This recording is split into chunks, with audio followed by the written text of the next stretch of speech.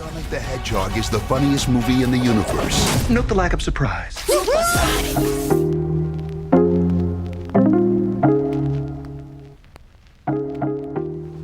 How are you, Jim? I'm so good.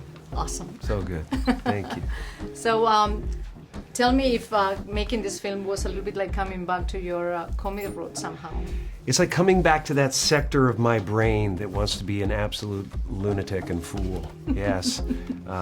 And on top of that, kind of topical in a wild way because of the technology and all that stuff that we fear so much, you know, that our car is going to drive us to the police station when we have outstanding parking tickets because we don't drive it anymore. There's no steering. Where'd the steering wheel go? It's like, oh, Silicon Valley took it away. Yeah. So, you know, it's got everything. Yeah. Got everything. So I've seen a lot of your speeches and I'm really in love with them. And you mentioned that your purpose in life was freeing people from concern. Yeah. And I think that that's amazing. And I want you to give me a piece of advice on how can I apply it to myself. Okay. And not to be concerned because All right. I'm with you on everything. Then applying it is the hard part. All right. Stop trying to fix the future. But when I say that, I don't mean that you can do it always. That you have to keep resetting. You have to keep bringing your brain back to your body, because your heart and your mind are the story of the prodigal son. You know, your heart has to stay in the kingdom and run the machine, and it doesn't get to go anywhere.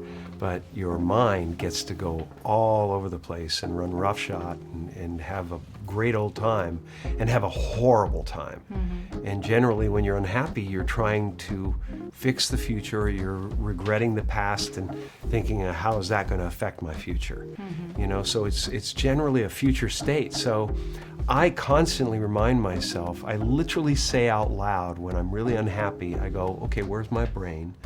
And invariably it's never in my body. And then I go, I say, come home. Yeah. I literally say the words, come home. Nice. You know, and when your mind and your heart are in the same body, you're in heaven. Mm-hmm. You know? Ego seems to be also like a bad enemy in everybody's lives. Yeah. Do you think in the Hollywood industry it's even worse, or it's like you can extend it I think to it is everywhere. I don't agree when I hear people say, like, you know, Hollywood is like this certain, it's just people. They're just people. We're just people. And we have personas we've created and stuff like that, but we have to eat, we have to sleep, we have to go to the bathroom. It's all the same. Ego's everywhere. Ego's everywhere, and ego wants you to be anywhere but in your body. Mm-hmm. It's constantly telling you that person's got something more than you. You're not good enough. You know, and you know, this character is the epitome of that. Like, he has to own the world in order to be satisfied, and that never will satisfy him. We're seeing it all over the place, all these insane billionaires who just can't possibly make enough money to make them complete. Mm-hmm. It's just, you know, so yeah, ego's a wicked thing, man. It can be wild. Is what probably makes to live in a duality as opposed in a unity. There you go. Non-duality is where it's at. Yeah, it's the ego that keeps bringing you back to the separate self that is fighting the world for its own survival, you know. And then if you let that go and you go back into the understanding of, like, oh wow, actually this building is inside me, and all of this is happening inside me. So the politics in Washington, I warned people, I told them how I felt. That's enough. It's too small. Mm-hmm. It's too small, you know, to capture the universe. I mean, we're the universe. Yeah. You know. To wrap it up really quick, from all the achievements you've done in your life, which one you're the most proud of? Well, I mean, you know, my family. You know, my family. I'm proud of the breakfast I made for myself this morning. I'm so many things. I'm so grateful right now for everything.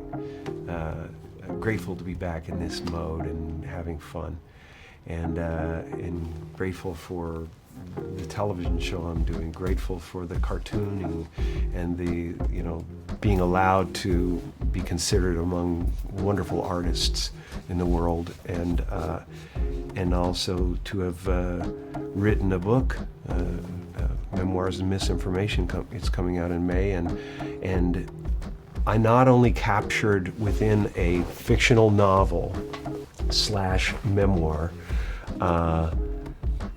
a real portrait of myself, but a real portrait of how I feel spiritually, and it's an absolutely absurd, insane book that will be very entertaining.